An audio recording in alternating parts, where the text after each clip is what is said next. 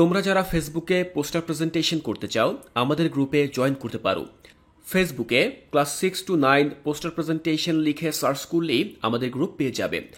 আমাদের এই গ্রুপে জয়েন হয়ে তোমার ক্লাসের সকল বিষয়ের পোস্টার অন্য সবার সাথে শেয়ার করতে পারবে। আসসালামু আলাইকুম প্রিয় শিক্ষার্থীরা, কোর্সটিকায় গত ক্লাসে আমি তোমাদের বই থেকে কবি নজরুল ইসলামের সাম্যবাদী কবিতা নিয়ে আলোচনা করেছিলাম। সম্পূর্ণ কবিতাটি আমি তোমাদেরকে ব্যাখ্যা করে বুঝিয়ে দিয়েছিলাম। তোমরা জানো যে একটি কবিতা পড়ার পর তার মূল ভাব পড়ে নেওয়াটা জরুরি।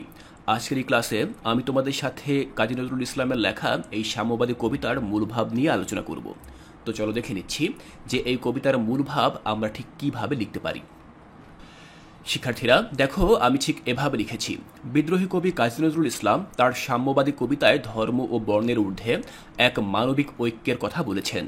তিনি বলেছেন যে সকল মানুষ সমান এবং সকলেরই একই অধিকার রয়েছে। কবির মতে মানুষের মনের মধ্যেই সকল ধর্মের বাসস্থান। ঈশ্বরকে বাইরের মন্দিরে খুঁজে পাওয়া যাবে না, বরং ঈশ্বরকে খুঁজে পেতে হবে নিজের মনের মধ্যে।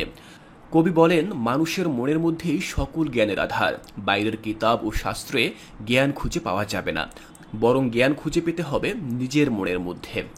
কবির মতে মানুষের মনের মধ্যেই সকল দেবতার বাসস্থান।